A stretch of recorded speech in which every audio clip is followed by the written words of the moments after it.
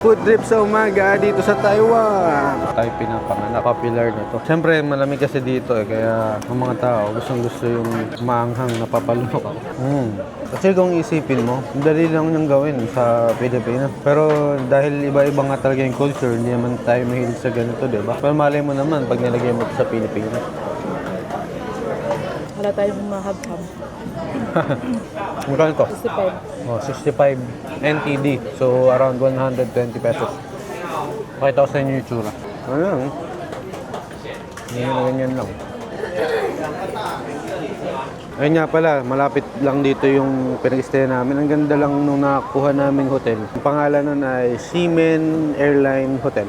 Ang lapit lang niya sa lahat. Pagbaba mo, ito na yun. Ilang building lang ang pagitan. Tapos andun na rin yung mga sikat na pasyalan. Tapos andito lang yun, oh. Ayun lang mismo. Ayun, ayun.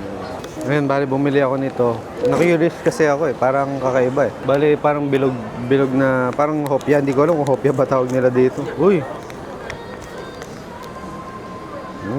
Sige nga, try natin.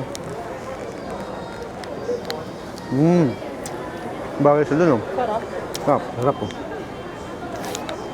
Ano lasa? Sarap, creamy. Sweet. Cream. Sweet. Parang cream puff.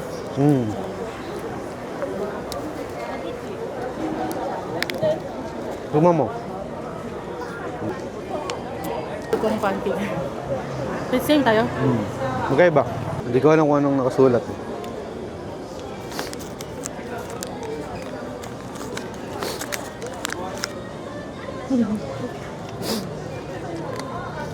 Sarap. Yan, salted.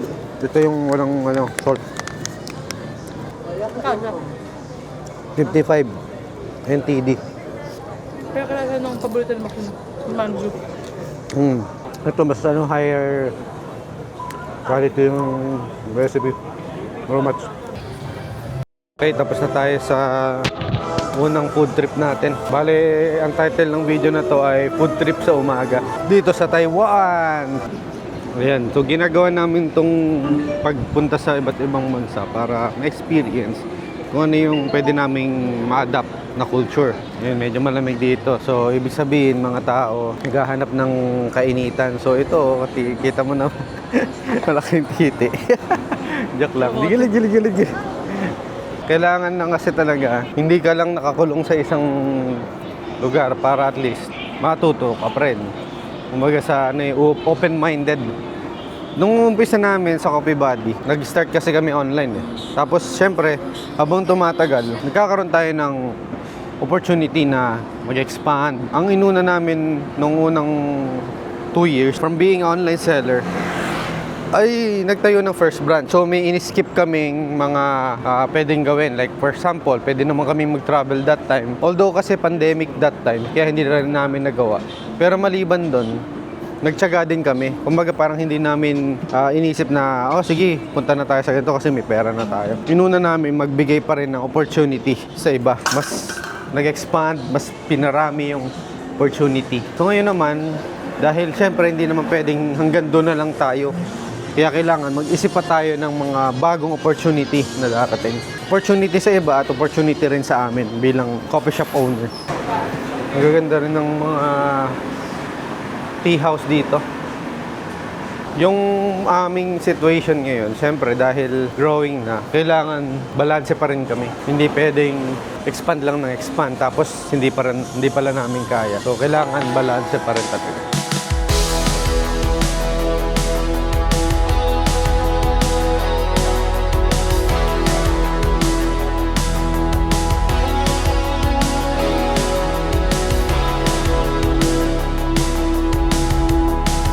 Pala sa Taiwan, medyo sikat din yung Mr. Donut Pero kakaiba yung donut nila.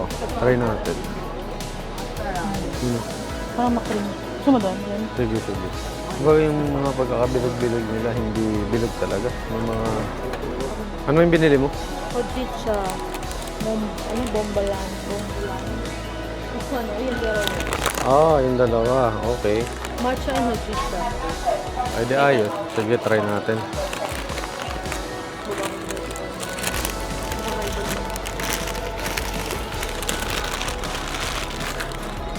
Kakaiba to ah.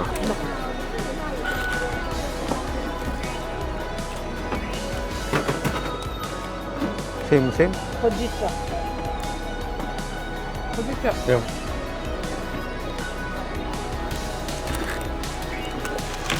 Similar sa Philippines yung mismong dough. May iba lang yung concept at may iba lang din yung itsura. Pero same ng lasa yung mismong dough. Tara, next. Pero in fairness sa Taiwan, yung mga coffee nila, walang tapon. Lahat masarap. Aminado naman sila na ang kape nila imported. Nabili namin to sa Klook sa airport pa lang.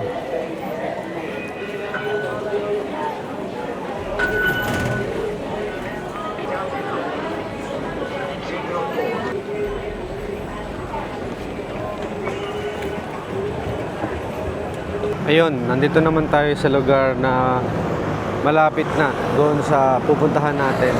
Maliban kasi sa food trip, lagi ko ring tinitingnan yung mga technology places na pwede nating bilhan ng mga tech kasi medyo techy tayo Graduate ako ng computer technology. Tapos nakagraduate ako nang wala akong laptop or computer. Saan ka pa?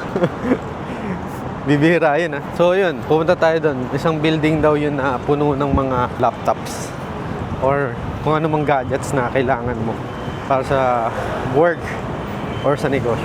Yun, nakakita rin ng coffee shop. Siyempre, coffee shop muna tayo para meron tayong energy. Kahit nagkape na ulit, second cup. O dahil nga na dito na tayo para magkape, doon na tayo sa specialty coffee. Ayan may naka-sign dito na yung mga gadgets daw malapit na. Diba? Astig. Yun nga, may kape na tayo. So, testing lang kapag dito tayo sa loob ng coffee shop na specialty coffee. Masarap yung kape. Pero mahal. Magkano to? Parang 150. So, times 2 na lang, 300. Kuha niya yung notes. Yun bali nandito tayo sa Electronic District dito sa Taiwan. Napakaganda ng lugar kasi marami kang makikitang mga mura na electronics. Isang building daw to tapos puno ng mga electronics. Pakita nga natin.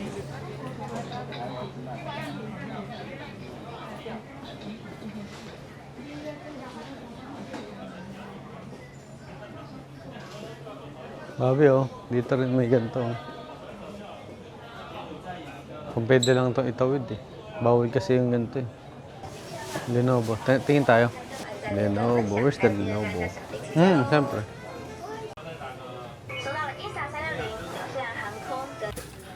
Ayan. Isipagin mag-email. Kasi na-enjoy yung pagtatype. May Mercury card. May Mercury card. May Suki card. Yun, so na-figure out ko na hindi naman sobrang mura dito. Siguro mura na to para sa kanila, pero pag pumunta ka din sa Gilmore, salos peres lang. Siguro ang mura dito yung mga accessories. Pero yung laptops, similar price. Or siguro makamura ka man, mga 2,000, 3,000 pesos only. Siyempre, Ano nabili mo? so ang nabili ko, yung lalagyan ng camera, bag. Yun lang yung nabili ko. Tapos itong asawa ko, siya pa yung sa tingin kong hindi naman bibili pero napabili. Kasi ang nabili namin niya ay yung keyboards, which is ito mura talaga kasi sa Pilipinas nasa 5,000 to. Pero dahil dito nasa around 2,000 plus lang, binili talaga namin. Yun nga. So wala tayo masyado nabili. Umuwi muna tayo. Kumain lang muna kami sa kung saan-saan. Tapos nasa hotel na ulit. Maya-maya lalabas ulit ako. Tapos sama ulit kita. Namili na kami ng mga salubong. Medyo mura dito sa Mr. Hook. Ganito nga pala itsura sa labas paggabi. Kaya medyo ang daming tao. Kaya hindi na ako nakapag-video. Pakita ko na lang sa inyo yung itsura. Maglalakad ako. Mag-video ako mamaya. Kung kaya pa. Pero kung hindi na, ito ang itsura niya.